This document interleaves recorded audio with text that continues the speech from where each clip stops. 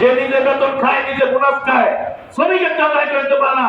শ্রমিকের আদায় করে দেওয়ার জন্য শ্রম মন্ত্রণালয়ের সে সচিব হয়েছে, আর সচিব নিজের বোনাস নিজের বেতন নিয়ে আজকে ঈদ করবে, আর শ্রমিক ঈদ না করে না খেয়ে থাকবে। এটা হতে দেওয়া যাবে না।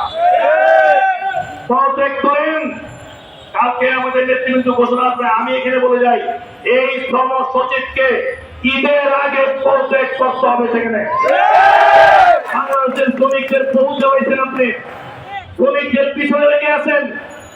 আপনারা ওই অত্যাচারী মালিকরা, ওই যারা পলাতক মালিক বেশিস, তারা আপনাকে মনোনীত করেছে। আজকে যারা উপদেষ্টা আছেন, অনেক রক্তের বিনিময়ে আন্দোলন করে এখানে উপদেষ্টা হয়েছেন। আপনারা কিন্তু ভাই ভাই উপদেষ্টা হন নাই। 2000 লোকের বুকের রক্ত আছে। বাংলাদেশের লাখ লাখ শ্রমিকের মানুষের জেল জুলুম এবং আন্দোলন সংগ্রামের উপদেষ্টা হয়েছে। আপনারা উপদেষ্টার দায়িত্ব পালন করেন।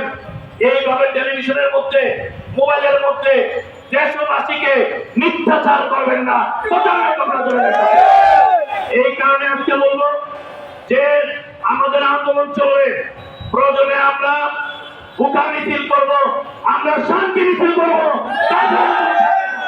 ভাবছেন ওরা তো না খেয়ে 6 দিন না খেয়ে দেখেছে, সামনে ঈদ, আস্তে আস্তে কমে যাবে, নেতারাও চলে যাবে। ভুল, আস্তে আস্তে কমবে না, আগামীকাল থেকে আস্তে আস্তে বেড়ে যাবে, আগে দ্বিগুণ হবে, বেড়ে যাবে।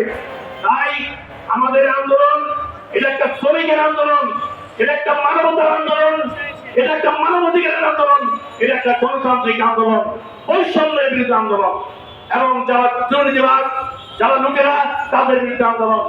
আমি সবাইকে, নেতৃবৃন্দকে বলবো, আপনারা সবাই এক থাকবেন। নেতৃবৃন্দকে কেউ যেন কোনো বিশৃঙ্খলা করতে না পারে, আইন শৃঙ্খলার মধ্যে আন্দোলন চলবে। সবাইকে এই কথা বলে